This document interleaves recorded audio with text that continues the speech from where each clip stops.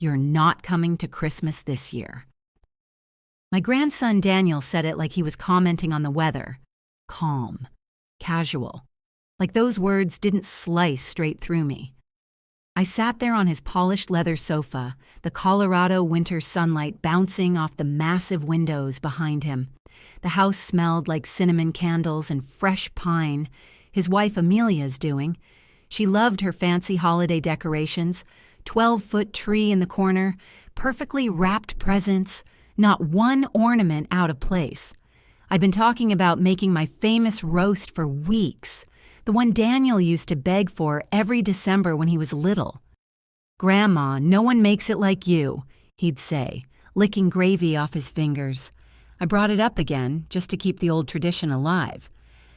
"I could bring the roast this year," I said with a smile. "The one with the garlic crust, you remember." He shifted uncomfortably.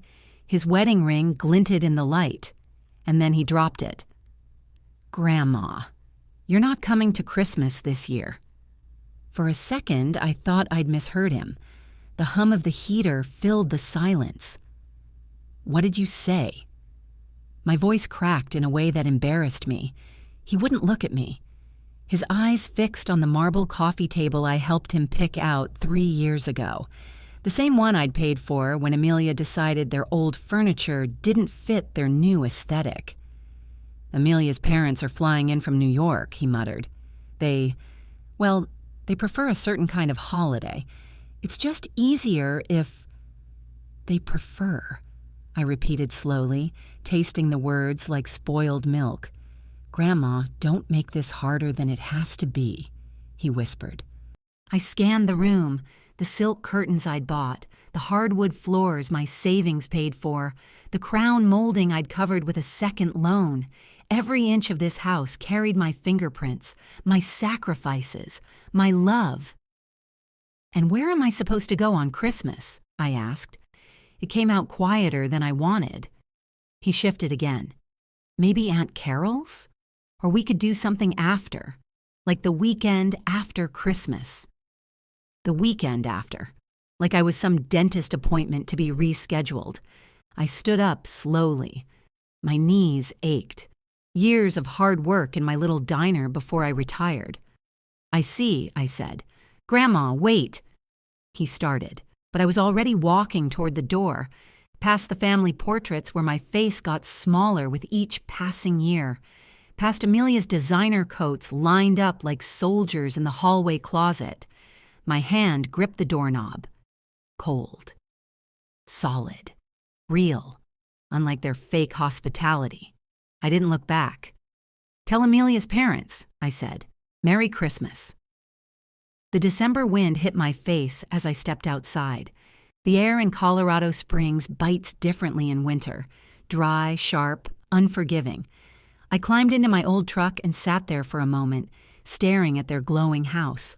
All warm and perfect, without me. My phone buzzed in my purse. Daniel. I let it ring. What could he say now? Oops? My bad? No. I started the engine and drove into the cold.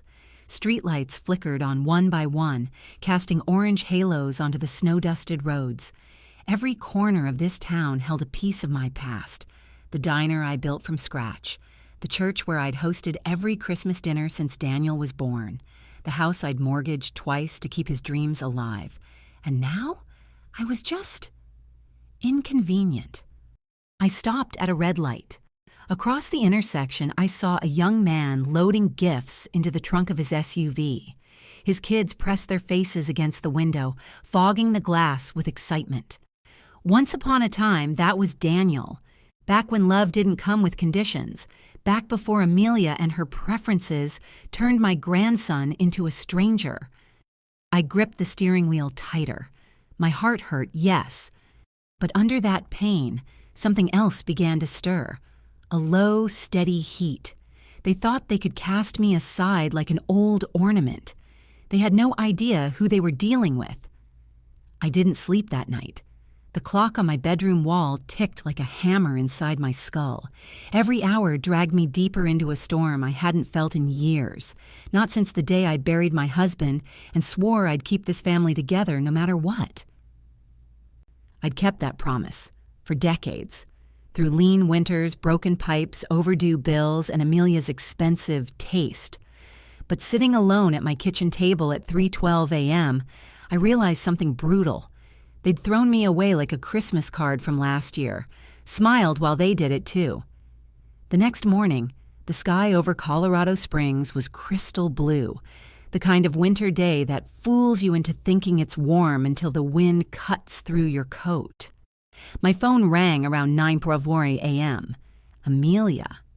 I stared at the screen for a long time before picking up. Joe! Her voice was coated in artificial sweetness. She always sounded like she was speaking to a sales clerk she didn't respect. I wanted to clear the air about Christmas. Nothing to clear, I said. My voice came out colder than the air outside. Oh, come on, she laughed, like we were girlfriends gossiping over brunch.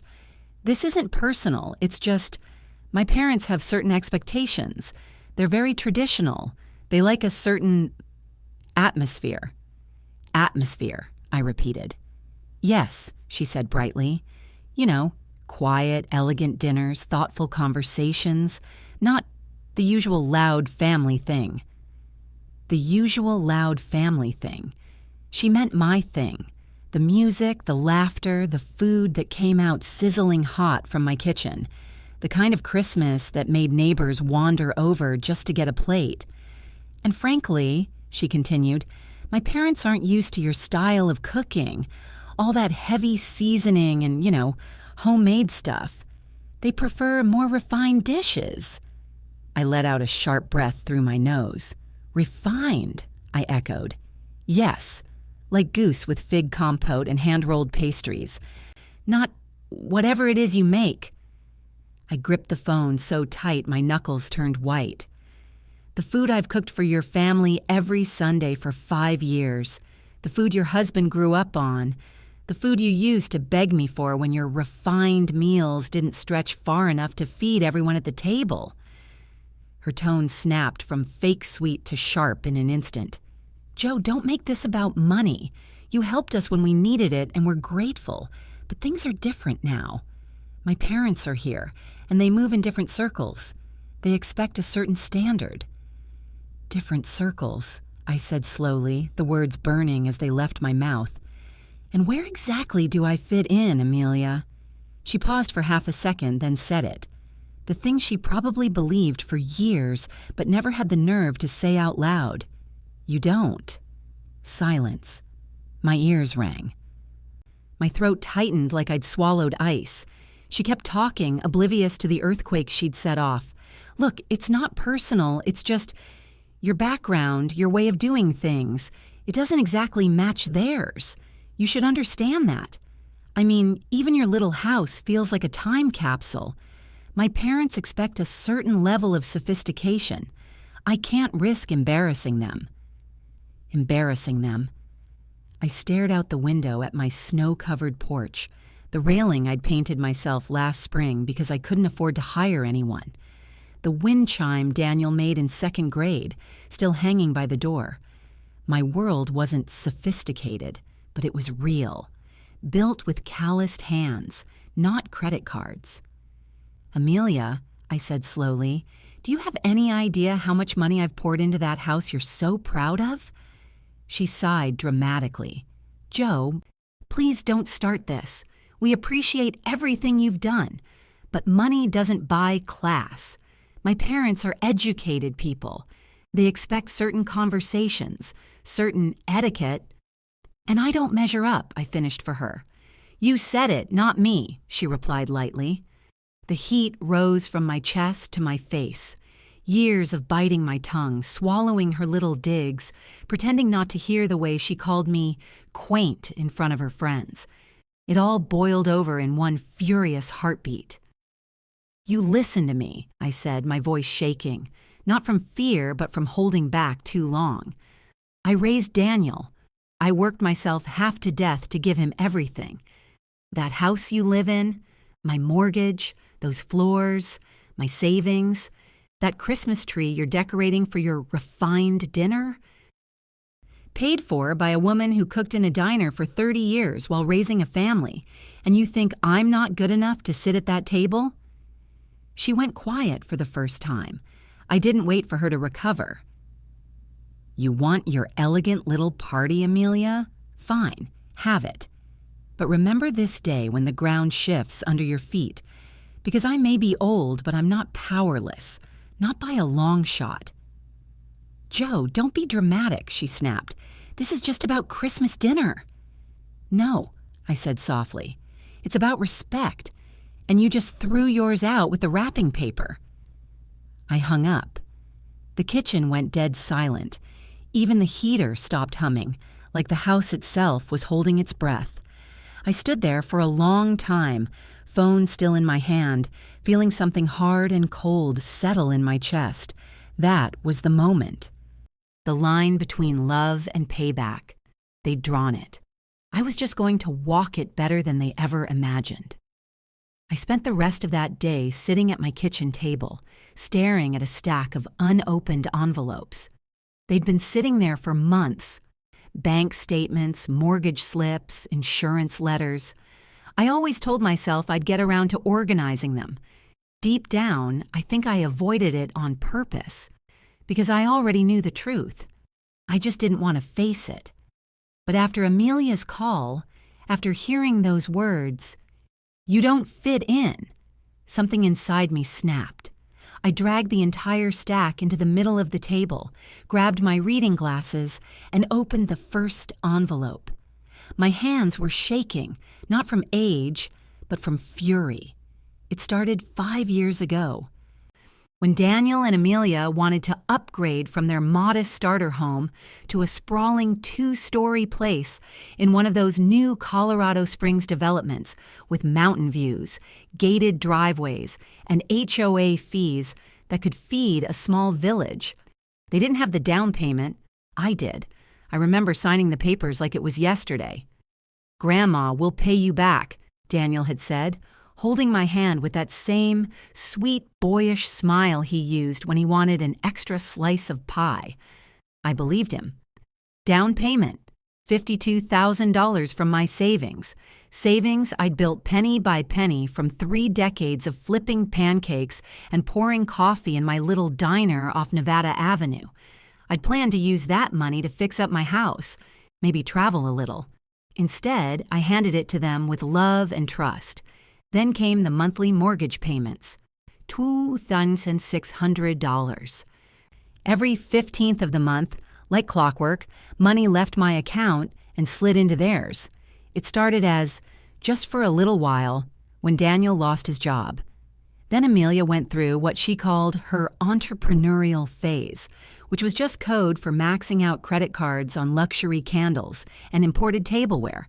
5 years, 60 payments, $156,000 gone. I flipped through each statement, highlighting the transfers one by one with my yellow marker. The bright streaks of ink looked like scars across the page. Furniture, $14,000. Kitchen remodel because Amelia wanted open concept, $23,000 on my credit card. New roof when their HOA complained, $9,800. Emergency utilities when they forgot to pay, $7,200. Christmas bonuses for Daniel's employees that I funded, $3,000. I leaned back in my chair and let out a bitter laugh. $250,000. More than my entire retirement nest egg. Gone to build their picture-perfect life. And for what? So I could be told I didn't belong at their table. So I could be embarrassing to Amelia's parents. The wind howled outside, rattling the window panes. I glanced at the old photograph on my mantel. Me, Daniel, and my late husband Frank standing in front of the diner the day we paid it off. We were covered in grease and flour, exhausted and grinning like fools. We didn't have much, but what we had was real, honest. I picked up one of the mortgage statements again and felt something different this time. Not guilt, not sadness, power. because every line on that page was mine, my money, my choices, and if I'd built their castle brick by brick, I could just as easily pull my bricks back out and watch the whole thing wobble. I opened my old metal filing cabinet and pulled out a folder I hadn't touched since Frank died. Legal and financial, written in his handwriting. Inside was everything. The account numbers, bank contacts, even the original transfer agreements I'd signed to make their payments automatic. I'd set it all up to make their lives easier. I stared at the papers, tracing my finger along my own signature. I'd been their safety net for years. Quiet, reliable, invisible. But safety nets can be rolled up. And I was done cushioning their fall. The heater kicked on, filling the house with a low hum. Outside, the mountains stood sharp and cold against the pale sky. That's what I wanted to feel like. Solid, unmoving, impossible to ignore. Amelia thought I didn't belong at her elegant dinner table. She had no idea that the table itself stood on my foundation. I poured myself a cup of coffee, the good stuff I'd been rationing, and sat back down at the table. For the first time in a long time, I wasn't feeling like a burden. I was calculating, methodical. I circled the next statement in red ink and whispered to myself, "Let's see how you handle Christmas without my money." The next morning, the sky over Colorado Springs was a flat, icy gray, the kind that makes the whole world feel quiet and tense, like something's about to break. I sat at my kitchen table with a steaming mug of coffee, staring at the phone. I'd been the one to start those monthly transfers. 5 years ago, it felt like an act of love. Now it felt like a noose I'd tied myself. I picked up the phone and dialed my bank. "Good morning, Pikes Peak Federal Credit Union. This is Jennifer. How can I help you today?" Her voice was cheerful, efficient. She had no idea she was about to become the first witness to my quiet declaration of war. "Yes," I said, adjusting my glasses. "I'd like to cancel a recurring transfer from my account." "Of course, ma'am. Can I get your account number?" I read it off slowly, like carving something into stone. I heard her fingers tapping across the keyboard. "Okay, I see a $2,600 transfer on the 15th of each month to a Wells Fargo mortgage account ending in 1745. Is that the one?" My chest tightened. "That's the one." She paused politely. "You've been making this transfer for, almost 5 years. Do you want to cancel it permanently or suspend it temporarily?" "Permanently," I said. The word came out so clean, so sharp, it almost startled me. "All right. Effective immediately, this transfer will be canceled. Is there anything else I can help you with today?" I smiled, the kind of smile I hadn't felt in years. "No, that's everything." I hung up. The silence in the house was electric. I could almost hear the echo of a rope snapping somewhere far away. For 5 long years, they'd relied on my quiet generosity to keep that house afloat. And with a single phone call, I'd cut the line. I leaned back in my chair, staring out the window. The mountains loomed in the distance, white-capped and unwavering. For the first time in years, I didn't feel like I was sinking under someone else's weight. I felt free. I pulled out my old checkbook and calculator, more out of habit than necessity. I'd gotten so used to watching those thousands disappear every month, that part of me expected to see the number shrink automatically. But this time, nothing moved. The balance stayed. The next month, I'd have enough to fix the broken porch light, replace the drafty kitchen windows, maybe even splurge on something for myself. A thought I hadn't entertained in years. I stacked the mortgage papers neatly, slid them into a folder, and walked them over to the fireplace. One by one, I fed the statements to the flames. Years of sacrifice turning to ash in a matter of minutes. The fire crackled, warm and hungry, my face flushed from the heat. For the first time, I didn't feel like I was burning myself to keep someone else warm. I thought about Daniel's face when that first unpaid mortgage notice arrived. Amelia's perfect composure cracking. Their fancy dinner parties in that pristine house, suddenly threatened by overdue letters. The image made me chuckle. A low, private sound. Right on cue, my phone buzzed. Amelia. I stared at her name lighting up the screen. Of course. She didn't know it yet, but the countdown had started. I didn't answer. I poured myself a small glass of wine, something I used to save for special occasions. This felt special enough. I raised the glass to Frank's photo on the mantel. To us, I whispered, and to finally putting myself first. The house was silent except for the pop and hiss of the fire. Outside, snow began to fall in soft, slow flakes, settling over the street like a clean slate. They had no idea what was coming, and that was the best part. It didn't take long for the first crack to appear. The very next day, just as the morning sun was fighting through a thin sheet of clouds, my phone rang again. I was halfway through buttering a piece of toast when I saw the name flash on the screen. Amelia. I stared at it for a full 3 rings, then 4. On the 5th, I picked up, slowly, calmly. "Joe," she said in that bright, syrupy voice that always made my stomach twist. "Good morning. Listen, I need a tiny favor from you." I leaned back in my chair. "Do you?" "Yes," she said, ignoring the ice in my tone. "My parents' flight gets in from New York today at 1:45. Daniel's tied up with work, and all the car services are booked because of the holiday rush. You've got the truck, and you're always free during the day, so I told them you'd be happy to pick them up." I nearly laughed out loud. After everything she'd said, after telling me I didn't fit in, she expected me to play chauffeur for her high society parents like nothing happened. I pressed my lips together. "And why would you tell them that?" Her voice sharpened just slightly, a crack in the sugar coating. "Because that's what family does, Joe. We help each other out. Besides, they'll have a lot of luggage, and I know you're strong enough to handle it." I let the silence stretch, long enough for her to realize I wasn't jumping to obey. "Joe?" she prompted. I smiled. "Sure, Amelia." Her relief came out in a laugh. "Oh, thank goodness. I was worried I'd have to call some random driver. You're a lifesaver. Alaska Air, Flight 317. They'll be at baggage claim 3. Oh, and wear something nice, okay? My dad notices these things. Maybe that navy sweater you wore to Daniel's graduation. It makes you look—" I hung up. The sound of that dial tone was sweeter than any Christmas carol. I didn't owe her explanations anymore. I didn't owe her anything.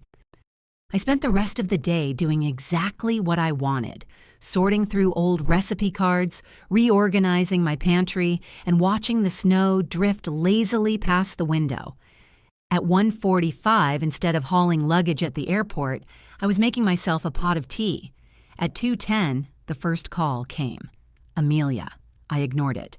2:23, another call. Unknown number. Probably her parents borrowing someone's phone. Ignored. 2:47, a text lit up the screen. "Joe, where are you? They're waiting!" I set the phone face down and turned up the radio. A Bing Crosby song floated through the kitchen. Fitting. By 3:15, I'd finished my tea and started a puzzle I hadn't touched in years. Each piece clicked into place with a satisfaction I hadn't felt in ages. Meanwhile, my phone buzzed like a trapped wasp. Amelia's name. Unknown number. Back and forth, over and over. 3:50. A loud, furious pounding rattled my front door. I stood slowly, already knowing exactly who it was. I opened the door to find 3 figures on my porch. Amelia's parents, red-faced and shivering, their expensive coats flecked with snow. And Amelia, makeup smudged, eyes blazing. "What in the world is wrong with you?" Amelia snapped, shoving past me into the living room like she owned it. Her father, a tall man with silver hair and a face permanently set in disapproval, barked, "We waited for hours, like common tourists." Her mother clutched her handbag like she'd survived a war. This is completely unacceptable behavior from someone your age, she hissed. Utterly uncivilized. I crossed my arms. This is my house, I said evenly. You can either calm down or leave. Amelia spun on her heel. You humiliated us, she shouted. My parents had to take a taxi like people who didn't arrange proper transportation, I said calmly. Her father's face turned a dangerous shade of red. Do you have any idea who I am? I tilted my head.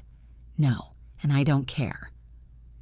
The silence that followed was delicious. Amelia tried again, this time lowering her voice to a hiss. Joe, you're playing a very dangerous game. My parents have influence here. They know people, important people. If you think you can just disrespect them and walk away... I stepped forward close enough that she had to tilt her head back to meet my eyes. I don't think, Amelia. I know. For 5 years, I've paid for that house you love showing off. I've bankrolled your renovations, your parties, your perfect little life, and you threw me out like trash. So no, I won't pick up your parents. I won't serve you. I won't be quiet anymore. Her jaw clenched. Her father muttered something about teaching me a lesson. I smiled. Please, try. They stormed out eventually, slamming the door behind them. I stood there for a moment, letting the quiet settle back in like dust after a storm. That was the thing about people like Amelia and her parents. They'd spent so long looking down on me, they never thought to look at what I was holding, and I was holding all the cards now. 3 days passed in an almost eerie calm. The snow in Colorado Springs had settled into clean, untouched layers. I spent my mornings sipping coffee by the window, watching the world outside move slower than usual. I hadn't heard from Daniel. Amelia had gone quiet, too, which, honestly, was the most peaceful gift she'd ever given me. But peace like that never lasts long with people like them.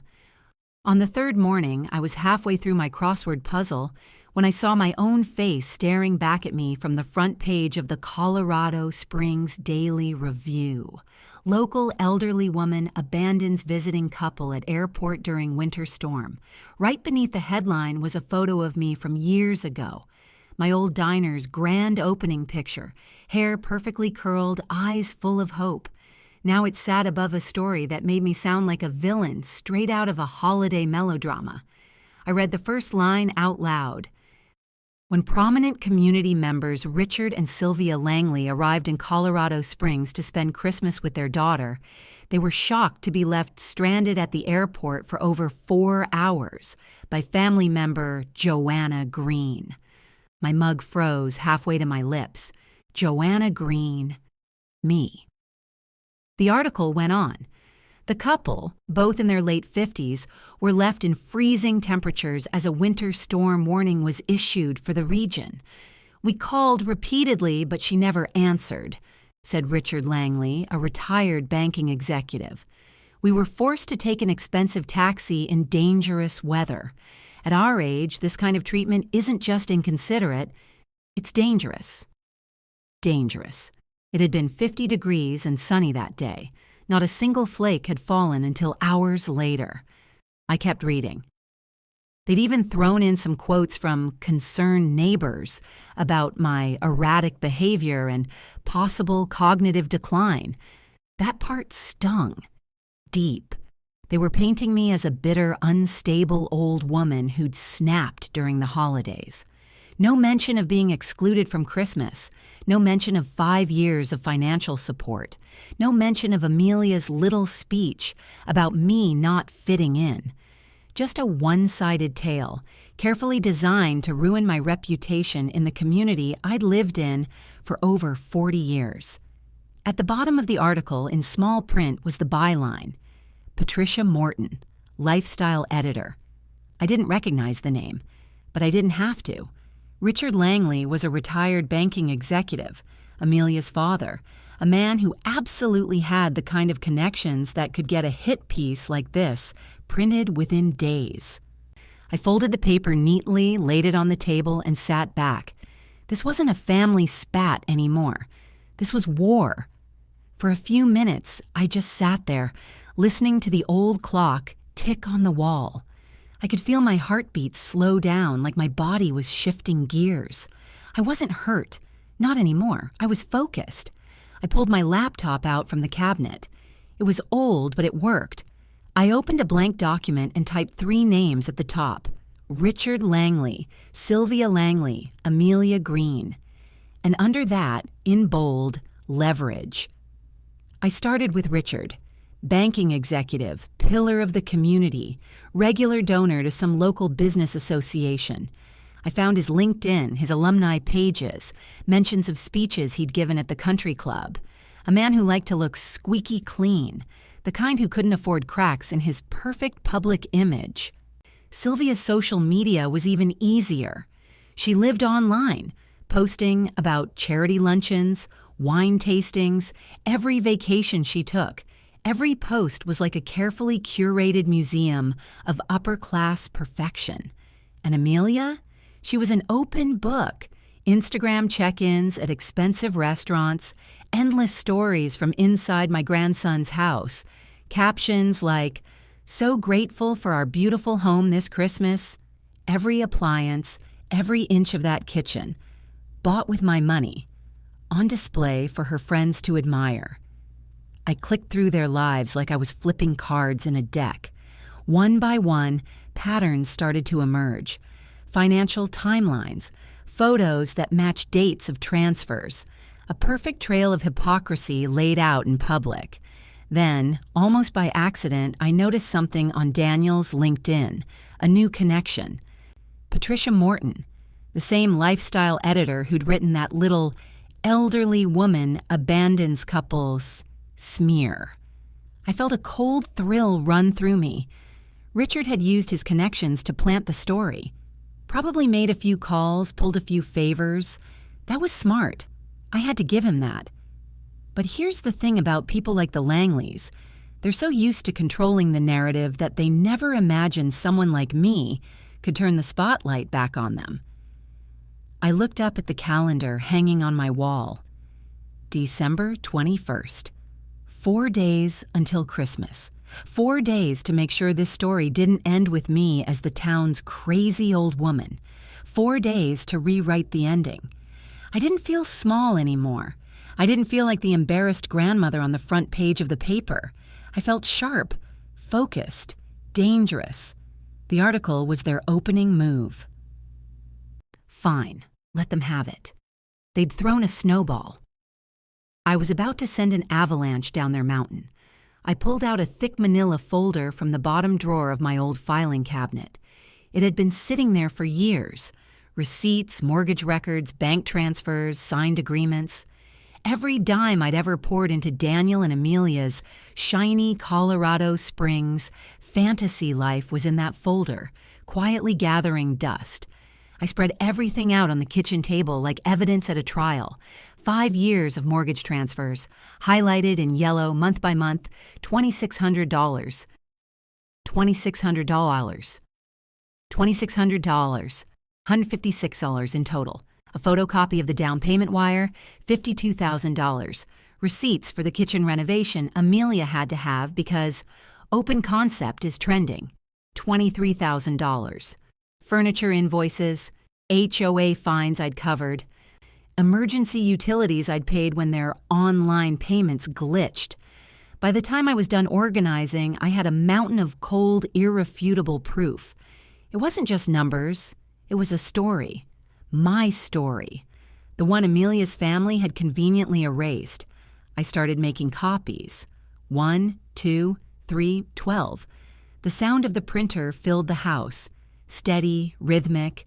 It felt like armor being forged. I stapled each packet together carefully.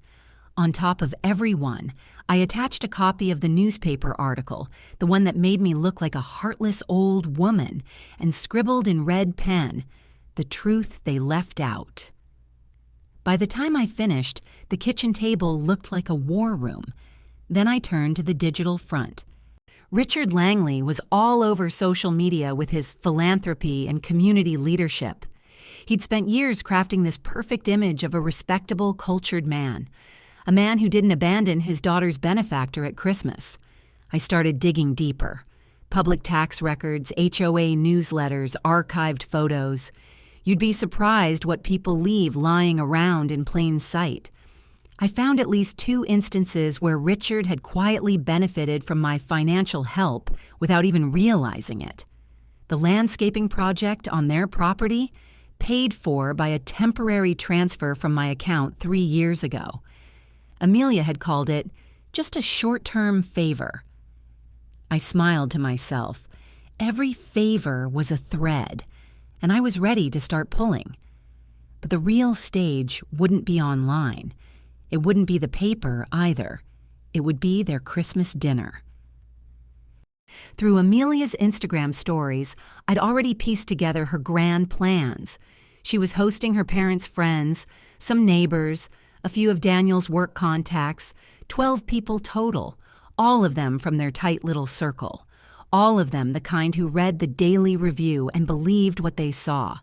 Christmas Eve, 6:30 p.m., their house, my money, their audience. I circled the date on my wall calendar in red, not because it was Christmas, because it was Judgment Day. For years, I'd sat at that table, cooking, serving, making everyone feel welcome. I'd been quiet, humble, grateful. Not this year. This year, I was bringing something different to dinner. I packed the folders into my old leather briefcase, the one Frank bought me back when the diner opened. It still smelled faintly of coffee and ambition. Perfect. I tested the latch. Snapped it shut. It felt final. I spent the next couple of days in a strange, calm rhythm. Baking a few cookies for my neighbors, shoveling snow off the porch, drinking hot cocoa in the evenings by the fire. But under that quiet surface, I was counting down the hours like a soldier before a mission. Amelia's world was built on money, image, and control. I'd been the invisible scaffolding holding that world up. On Christmas Eve, in front of her friends, her parents, and Daniel's polished social circle, I was going to pull every single support beam out, and I was going to watch the whole house shake. Christmas Eve arrived like a blade wrapped in tinsel. The whole neighborhood was glowing. Twinkling lights, wreaths on doors, the sound of distant carolers drifting through the cold Colorado air. Every house looked warm, safe, happy. Except mine. Mine looked quiet, steady, like the eye of a storm. I woke up before sunrise, a habit I'd never broken since my diner days. The sky was still dark, the mountains just a shadowy wall against the faint blue horizon. I made myself coffee, black and strong, and laid my outfit out on the bed. Not my usual Christmas sweater, not the apron Daniel used to tug on as a boy. Tonight I wore my navy blue suit, the one I'd worn to Frank's funeral, crisp, pressed, unyielding. I brushed my hair back neatly, pinned on my silver brooch, a small snowflake Frank had given me one winter long ago. Not for sentiment, for precision. This wasn't a family visit. This was an appearance. By early evening, snow was falling again, soft and powdery. I loaded my leather briefcase into the passenger seat of my truck and sat there for a moment. Engine idling, watching the steam rise from the hood. My heart thudded against my ribs, not from fear, from clarity. For 5 years, I'd let them shape the story, the grateful grandma, the helper, the background character in their perfect holiday life. Not anymore. I pulled out of my driveway and drove through the quiet streets toward Daniel and Amelia's neighborhood, one of those freshly built developments at the edge of Colorado Springs, where every house looked expensive but identical. Their street was lined with cars. The party was already underway. Warm light spilled out through their huge windows. Laughter drifted across the snow. I parked a little down the block, turned off the engine, and sat in the silence for a moment. I tightened my grip on the briefcase. Then I stepped out into the cold. My boots crunched against the snow as I walked toward their house. The front door, as expected, wasn't locked. Amelia loved to brag about how safe their community was. I pushed it open slowly. The warmth hit me first, then the noise, laughter, clinking glasses, that high, fake social chatter I'd heard 1,000 times at Amelia's parties. I stepped inside, brushed the snow from my shoulders, and quietly closed the door behind me. The dining room was straight ahead, glowing under a giant chandelier, the long table set with crystal glasses and gold-rimmed plates. 12 guests sat around it. Amelia's parents, their wealthy friends, a couple of Daniel's business contacts. Amelia floated around the table like a queen hosting a royal feast, wearing a red satin dress and that smug smile she thought looked natural. Daniel sat near the head of the table, trying to look confident but already fidgeting. And then I stepped in. Every conversation froze mid-sentence. 12 heads turned toward me at once. "Good evening," I said evenly, my voice carrying just enough to reach every corner of the room. "I hope I'm not interrupting." Amelia's wine glass paused halfway to her lips. "Joanna," she said through clenched teeth, "this is unexpected." Daniel's face went pale. "Grandma." I walked forward calmly, setting my briefcase down on their expensive marble sideboard. The latch clicked loudly in the silence. "I brought a few things I thought everyone might find enlightening," I said. A woman near the middle of the table, pearls, perfect posture, leaned toward her neighbor and whispered, "Who is she?" I heard it. I let it sit in the air like a challenge. Amelia forced a laugh that didn't reach her eyes. "Joe, this isn't the time. We're having dinner." "Oh, I can see that," I interrupted. "A very elegant dinner, in a house that looks like something out of a magazine. I just thought the guests might like to know how all this came to be." I opened the briefcase. The sound of the metal clasps snapping back was so loud it felt theatrical. One by one, I began placing a packet of documents in front of each guest. Neat, measured, unstoppable. "This," I said, "is 5 years of mortgage payments. My mortgage payments, $2,600 every month, 60 transfers, a total of $156,000, on top of a $52,000 down payment, plus renovations, utilities, furniture, you name it." The room fell into stunned silence, except for the soft rustle of papers as guests began flipping through the packets. Daniel opened his mouth. "Grandma, please." I didn't look at him. I pulled out one last set of papers, the newspaper article, and slid it to the center of the table. Red pen scrawled across it. The truth they left out. "I believe some of you may have read this recently," I said. "A story about a bitter old woman abandoning a couple at the airport during a winter storm." I let the sarcasm drip. What it didn't mention was how that couple excluded me from Christmas after I built this house, or how they used my money to live like royalty while treating me like a servant who overstayed her welcome. A man near Amelia's father frowned, looking from the documents to Richard Langley. "Richard, is this true?" Richard opened his mouth, but nothing came out. His face had gone stiff, like porcelain starting to crack. Amelia's cheeks flushed red. She tried to laugh again, higher this time. Brittle. "She's confused. These are exaggerations." I finally turned to her. "I built your life, Amelia, and tonight I'm done letting you tell my story for me." For a moment, the only sound in that perfect dining room was the rustling of papers and the faint clink of a spoon falling onto a plate. 12 guests stared down at the folders I'd handed them. Some frowned, some whispered. Others stared straight at Richard Langley like they were suddenly seeing him for the first time. Richard tried to recover first. He cleared his throat, straightened in his chair, and spoke with that practiced authority of a man used to controlling rooms. "This is all a misunderstanding," he began. "Joanna is—" I cut him off. "Grandma Joe," I corrected. "And this is no misunderstanding. That folder contains 5 years of bank statements, mortgage records, renovation receipts, and utility payments, all made by me. Every number in there is real. Every date matches your daughter's little Instagram brag posts about her beautiful home. All eyes turned to Amelia. Her carefully painted smile wavered.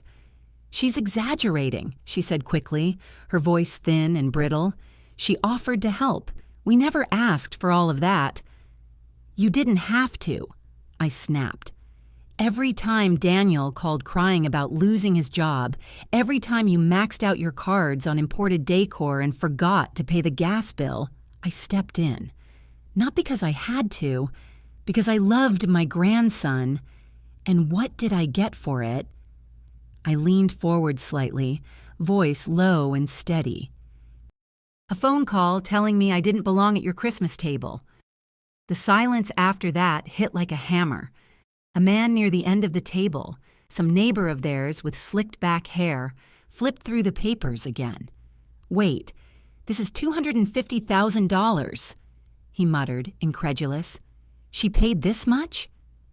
Amelia's mother, Sylvia, opened her mouth, but the woman in pearls cut her off. "And then you went to the press," she said coldly. Her sharp eyes were locked on Richard. "Richard, you planted that story, didn't you?" Richard shifted uncomfortably. "I made a few calls, yes, but—" Her husband let out a low whistle. "So, let me get this straight. This woman funded your house, supported your family, and when she stopped, you used your connections to make her look unstable in the paper." "During Christmas?" someone else muttered. "Disgusting," under their breath. Amelia's mask finally cracked. "She humiliated us," she burst out, slamming her hand on the table, her voice pitched higher, desperate. "She left my parents at the airport for hours. After you told me I wasn't welcome in this house," I snapped back. "After years of calling me quaint and treating me like an inconvenience, you didn't just humiliate me, Amelia. You erased me. You built this entire performance on my back and then pushed me out of the picture when I didn't fit the aesthetic." Her face twisted. "You're ruining everything." "No," I said, straightening. "I'm telling the truth. You did the ruining all by yourselves." Richard tried to regain control again, standing this time. "Enough of this spectacle. Joanna, I don't know what you think you're doing." I locked eyes with him. "I'm doing exactly what you did. Controlling the narrative. Only difference is, my version is backed by receipts." The Pearl woman's husband stood too. "I've known you for 20 years, Richard. This—" He tapped the packet. "This makes you look like a fraud. You should be ashamed." The room had shifted. I could feel it. That crisp, social atmosphere Amelia worked so hard to curate was unraveling in real time. Her friends looked at her differently. Daniel's business contacts whispered to each other, faces serious.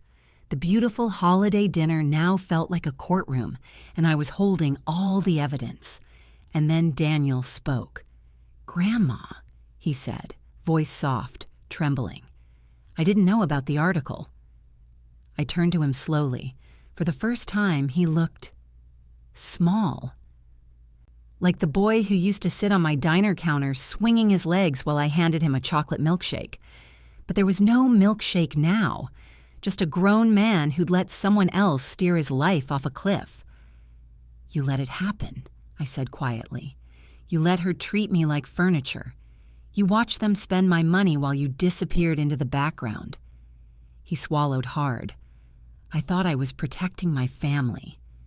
"No," I said, my voice cracking.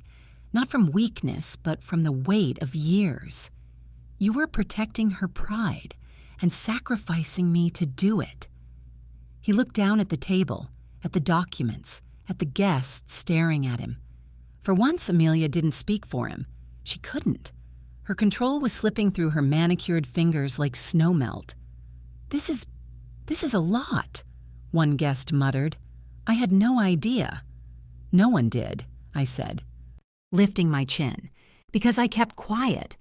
Out of love. Out of hope. Out of the foolish belief that family means something. But tonight, I'm done being your silent foundation. You wanted your elegant little world without me? I gestured around the room. Now they all get to see what it's built on. The silence that followed wasn't shocked anymore. It was heavy. Final. Amelia's father was the one who finally broke it, muttering, "This dinner is over," before storming out. One by one, the guests followed. Some left without a word. Some threw Richard and Amelia dirty looks. A few paused to squeeze my hand on their way out. And then it was just the four of us, Richard and Sylvia, tight-lipped, Amelia shaking with anger, Daniel staring at the table like he couldn't bear to look at anyone. I gathered my empty briefcase, snapped it shut, and headed for the door. I paused on the threshold and turned back. "Merry Christmas," I said evenly. "It's the last one you'll be spending in this house without paying for it yourselves." And with that, I stepped out into the cold night, the snow crunching beneath my boots like applause. Spring came late that year. By March, the snow in Colorado Springs had finally melted into thin, muddy rivers along the curbs. My porch railing, the one I'd painted last year, needed a new coat. I'd been meaning to get to it, but honestly, I'd been busy enjoying something I hadn't felt in years: peace. 3 months had passed since that Christmas Eve dinner. 3 months since I walked out of that house with my head held high and their picture-perfect world starting to crack behind me, and crack it did. The first letter arrived mid-January. Notice of missed mortgage payment. Then February. Final warning. Foreclosure proceedings pending.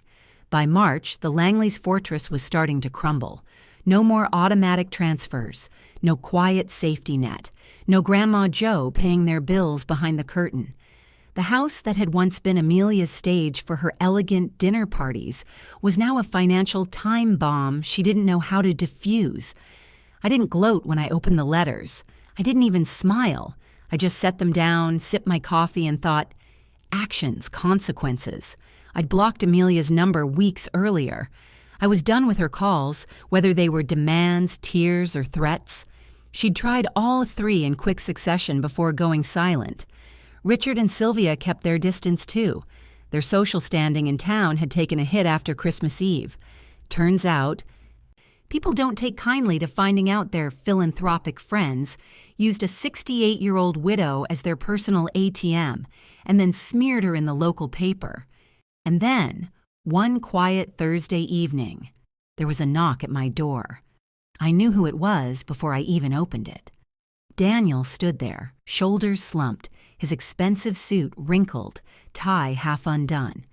He looked nothing like the polished grandson I'd watched drift away over the years. He looked tired. "Grandma," he said softly. I stepped aside. "Come in." He walked in slowly like he was entering a church. His eyes swept over my living room, the fresh paint, the new curtains, the warm glow of the lamp by the couch, all small things I'd finally done for myself since cutting the financial cord. He noticed. "You fixed the place up," he said. "I had the money," I replied flatly. He winced, sat down on the edge of my couch like a man carrying a weight he couldn't put down.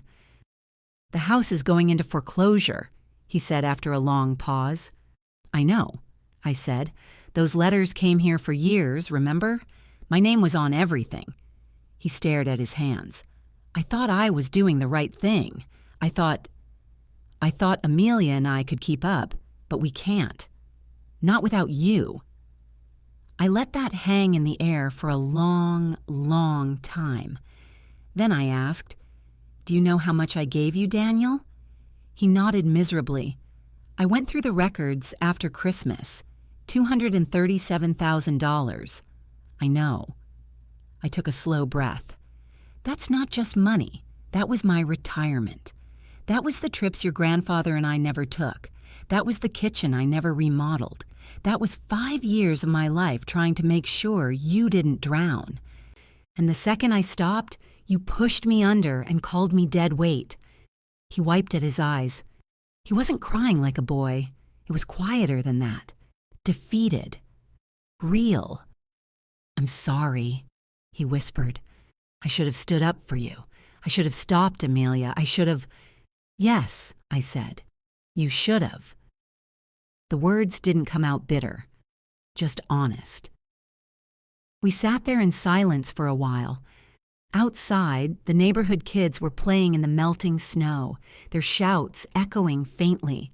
For a moment, I saw Daniel at 7 years old, running across my diner parking lot with chocolate on his face, calling me the best grandma ever. I blinked, and he was 37, sitting broken in my living room. "I want to make things right," he said finally. "I don't expect you to bail us out again, but I want to rebuild with you. If you'll let me." I studied him. The arrogance was gone. The entitlement. The blind loyalty to Amelia's illusions. What sat in front of me now was just my grandson. Flawed, humbled, maybe finally seeing me clearly for the first time. "I forgave you months ago," I said quietly. "But forgiveness doesn't mean going back to how things were. It means starting over, from scratch, on equal ground." He nodded slowly.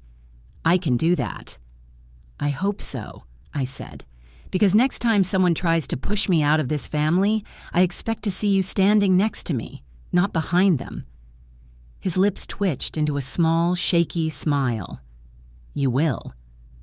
We talked for a while after that, about nothing monumental, just life. The kind of talk we hadn't had in years, without Amelia's shadow hanging over it.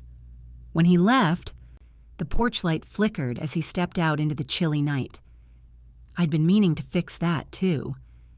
I smiled to myself. Maybe tomorrow.